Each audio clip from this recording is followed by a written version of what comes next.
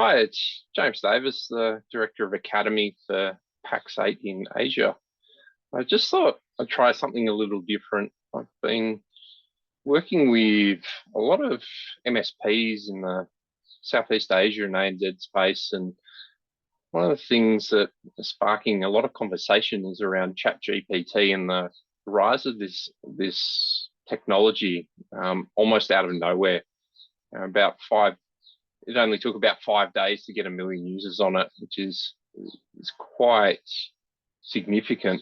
And really just wanted to do a session today around exploring some of the challenges and opportunities and implications of what this sort of technology is going to have on our MSP business, and just sort of spark some thoughts about what we can look at for our own business and potential opportunities for the future.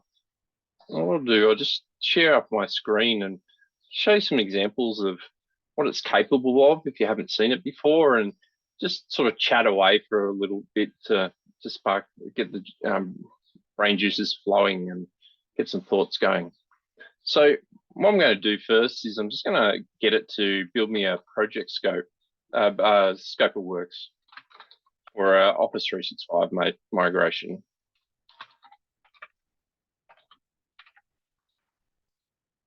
As it writes it out, taking it time to write it out, what you'll start seeing, if you haven't seen this before, I was blown away the first time around seeing this sort of information.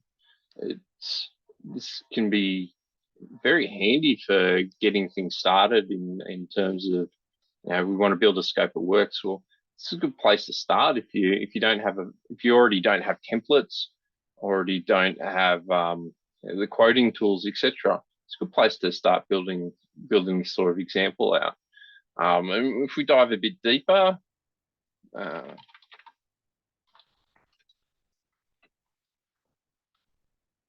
we'll get it to build a project plan off the back of this. So it's starting to be showing how practical it can be, how much information it is. And you can see it's pretty detailed in what it does. Obviously, you need to be knowing the right questions to ask. That's probably one of the first challenges that you'll find. And it takes some playing to understand some of the language. You can see already the context that it picks up is quite impressive. And as we're going through this project scope, you can just see how thorough it is.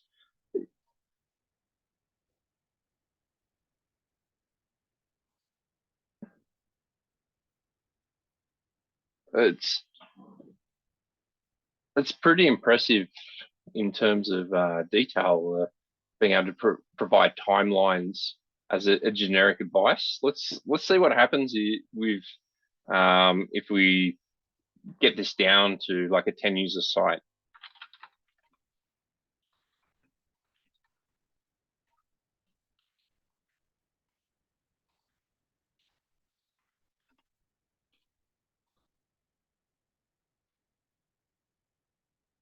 As it's going, just want you to think about this. The detail it comes across looks very, very impressive. And we will see as it goes, the deeper you get in, the more context you need to know. Like I said, you need to know what sort of questions to ask it. You also need to understand what answers it's actually giving you. That's going to be one of the biggest challenges I see in the short term. This is very much a contextual advanced search engine. It's not necessarily AI that's in terms of going backwards and forwards with you. It's got a set database in the back end. At the moment, I think there's 160 billion data points, and the next version is going to have something like 160 trillion. But at the end of the day, it's only as good as the data and only as good as the questions that we're asking it at this point. Obviously, in the future, this technology is going to get better and better and better and more intelligent. But for the moment, when you're thinking about this, without having some of the high level context, you don't know if the information is entirely accurate or is the right things that you need. So you look at this.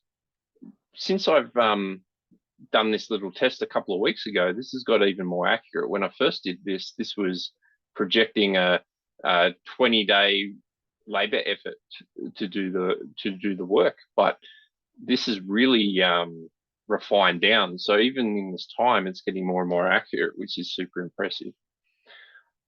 But the thing that I'd start getting you all to think about is, what implications does this have in your business? You're probably super excited about this information and it will give you a head start and get you started. But typically, MSP owners aren't doing this. There's going to be a generational thing where people with much more experience don't necessarily use these sort of tools.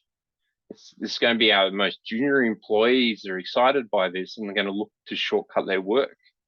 And are they the most appropriate people to look at this and then utilize this information and disseminate it? So as an example, how would they know if the detail here in this project plan is, one, accurate, and then two, appropriate? They're not going to without the experience and context.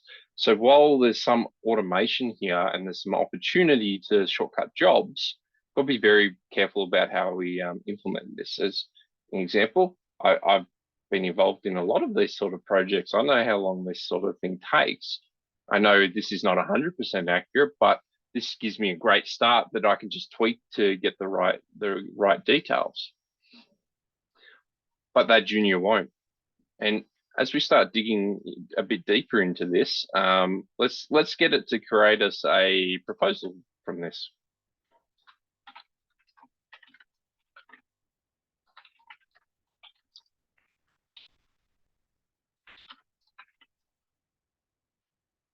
We'll start to see more and more of this capability.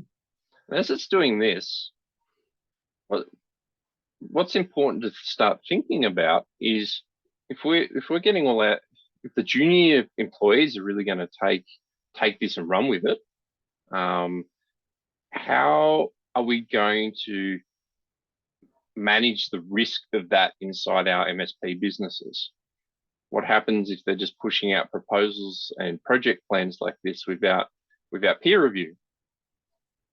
It's no big deal whether this is doing it or they're doing it on their own now without peer reviews. It's very similar. As I start to show you some more things, it opens up the door for them to use this tool to provide advice to clients, to solve their problems. And that could be dangerous, either spending more time doing the wrong things because they feel like they've got all the information to do their job. They make more mistakes because they're treating a lot of this as factual information, skipping more processes like change control and things like that as well, let alone the sort of security implications as well. So what should be becoming apparent is we need to get on the front foot. This is a technology that has grown so rapidly, the cat's out of the bag, and without us educating and understanding this sort of technology, that's where the real dangers will come. So as I get this to write as a contract, let's see what happens when that happens.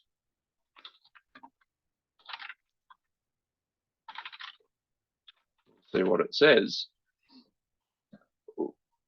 We will need to start educating, getting on the front foot. So this is the reason why I'm putting out this sort of video, just to spark the thoughts, is the capabilities are so immense, but without it being utilized properly, it can be extremely dangerous in the current forms.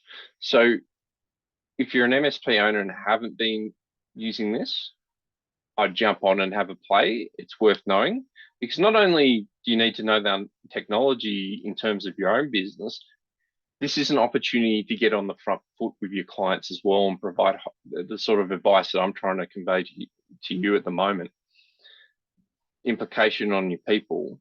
implication on your business risk, implication on what happens when things go wrong, that kind of thing, that it's going to give you that opportunity to have that high level strategic conversation with your clients. So as you can see, this is starting to build out a contract with some details in here. It wasn't too long ago where actually it told me that it can't prepare legal documents. So again, this stuff's changing extremely rapidly, and it's really fascinating to watch.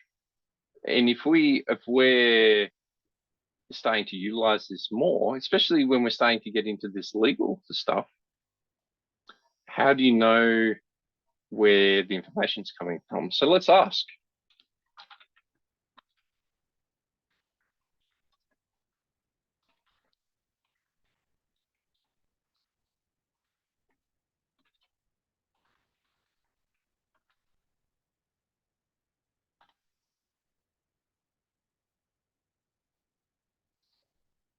So as you can see, as it's writing out, we'll come back to it. What's super important, I'll keep going back to it and reiterating it, understanding the technology and then educating people around it and its implications. So what we need to think about is creating some guidelines and some policies of the fair use of this type of technology in our business. What are we allowed to use it for? What aren't we allowed to use it for? What sort of things do you require peer review? All of those kinds of practices we need to have in place in our businesses so that we can control it. You're not going to be able to outright ban this because you're not going to know. You're not going to know if you use it, and you're not going to know what employees are using it and what not. So you're better off creating an open and transparent environment of, we acknowledge that this technology is going to be used and can be very useful, but how are we going to use this properly and sensibly? And as you can see, one of my concerns at the moment is it doesn't actually tell you where this source of information comes from. Now, I'm an industry expert in the MSP space. This is good generic content. But for other components, how do you know if it is actually credible information? At the moment, I'm gathering that the technology just scrapes all the information and basically curates in the results into results that are based on committee. Get multiple sources. What are the similarities? Well, that must be right. But without that context, you're not really going to know. So let's explore some more details here. Like, we've done the Office 365 migration now. We've got a contract. Let's look at what happens when someone rings up for support and their Outlook is freezing.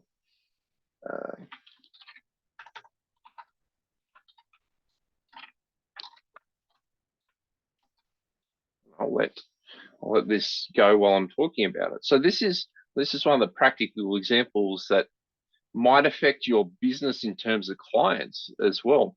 If you've got AI that's available like this, and I can just go onto this and ask it a question like, my Outlook is freezing, how do I fix it?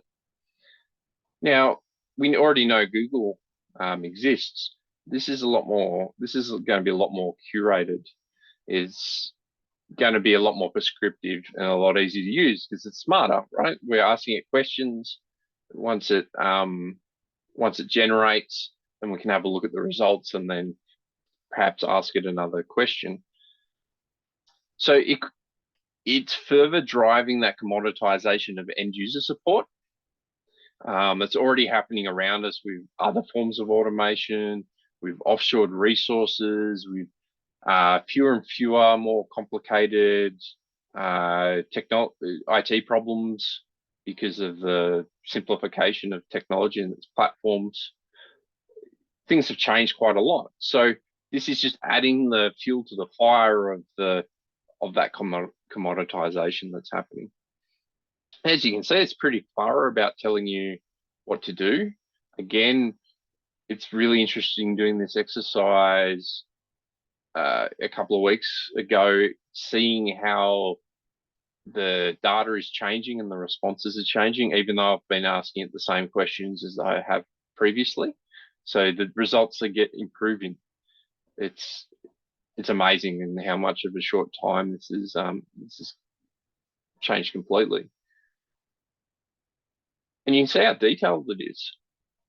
So when this is what opens up that danger of potentially junior level ones that don't know what they're doing, following this exact order. Is this the right order? I'm not technical enough to know, but there's probably some things that are different that we'd typically do. And Outlook's a simple one, but if we start getting to more complex issues without some of the basic training of and understanding of what they're dealing with, they are going to struggle. Not just whether this is inaccurate or not and it cause problems. What it's going to do is, for a certain portion of the workforce, this is going to lift up their capabilities to an average sort of level. We're going to create this average here that it's easy to gather information. As long as we have basic skills to ask questions, then we can do things. What it's going to do also is the good people are going to get lazy. I can already see it. We all know, especially in the tech industry, we're lazy people by nature. We want to do as least amount of work as possible. So what this will do is, if I don't have to think, well, I'll just ask ChatGPT. It'll tell me the answers. I'll just do that. So, but we're not learning the context around why that's an issue, how that's what the impacts are when we do this kind of thing. All of those kinds of experiential things. There's a potential for it to be lost. And what that will do is further exacerbate our talent issues inside our industry with high-level problem solvers that can troubleshoot, can work out the problems. And the more that the problems and issues can be dumbed down and commoditized is a great thing.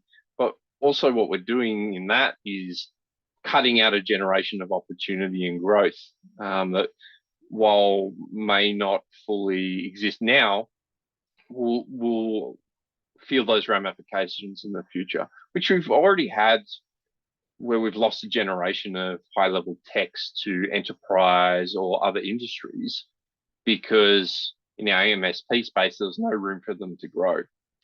This has that same sort of ramification for us in the future, and we know what it's like to hire talent at the moment. One of the other things that I bring up as I do this, I'm going to ask it to create a PowerShell script.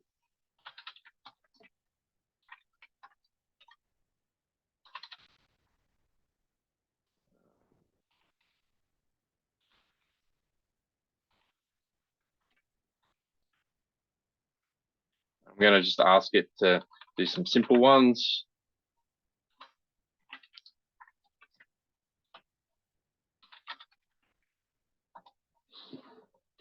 One of the other ramifications here is security as well. So as you can see, it's building me out code PowerShell script for doing this task. Now I'm non-technical, so I've got no idea about PowerShell. I don't know what it's doing. It's giving me comments. Now it's unlikely that ChatGPT, as an example, there's going to be malicious code in it. But there very well could be, because I don't know. I wouldn't know what's in there. It could write whatever it says. And what I'd do is just copy and paste it and use it. What happens then? Who's responsible for those kinds of things? Who knows what the implications of doing this is as well, without that sort of context. So again, hugely powerful, but needing some form of peer review and check. This could be awesome for improving our automation. We've got an idea of doing something. How would I get the code if I don't know how to do the code? It starts to empower non-technical people like me that have ideas, but we've got to be wary of the possibilities that could happen from that. Malicious code is probably the extreme example, but things like change control. What happens when I actually run this thing? Does it have the possibility of impacting changing permissions? Does it have the impact of bringing something down? Does it have the potential to overwrite data? Those kinds of things. We still need that base knowledge of best practices in our industry. And without that sort of training, people are going to be in a lot of trouble. So the last sort of thing thought I'd show you through this conversation, just to keep it on a roll, is just thinking about, can it create us documentation, and that sort of stream. So let's start with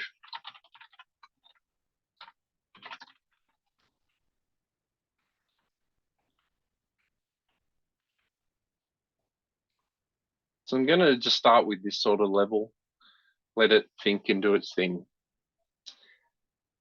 What I see is the real opportunity in the short term from ChatGPT is really giving a starting point for experienced people, and treating it like an advanced search engine that writes out a starting point that we can tweak and clean up and utilize will speed up a lot of process that needs to happen. Gathering some information quickly in a better, concise way than Google helps us become more efficient and productive.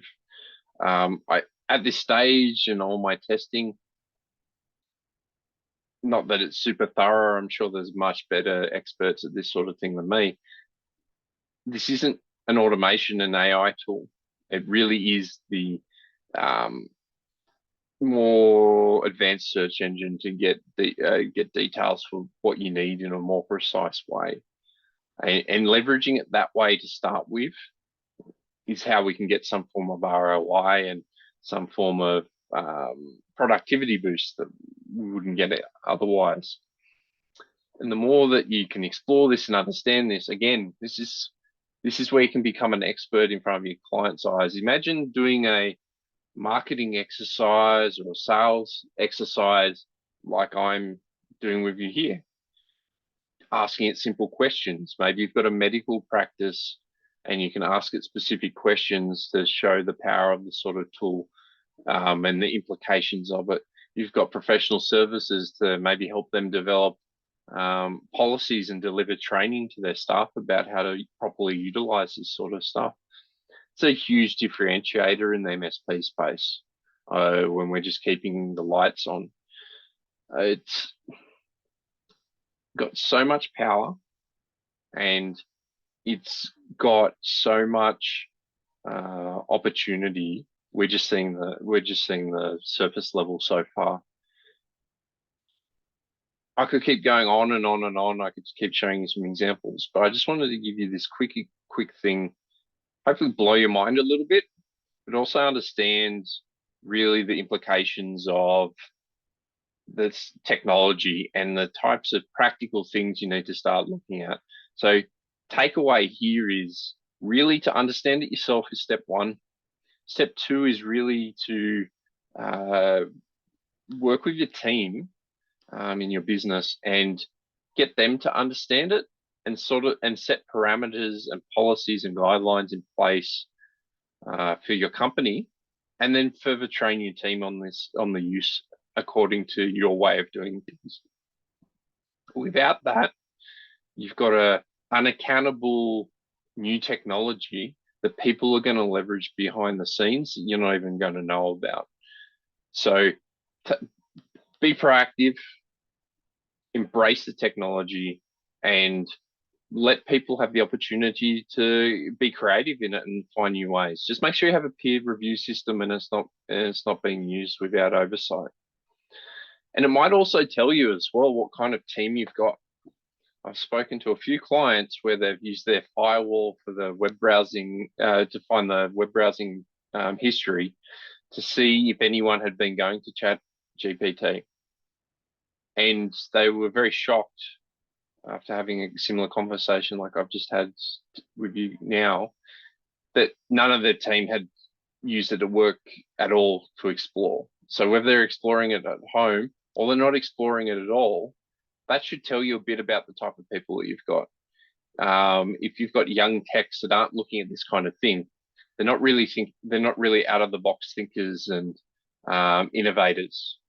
And that can be a good thing, that can be a bad thing, depending on your business objectives. So be positive around it, transparent, and get some honest answers from your team and see how you can use this and embrace it. So hopefully this has helped you. I'll leave it at that, and I will do some more of these sort of things in the future. Thank you, and talk to you later.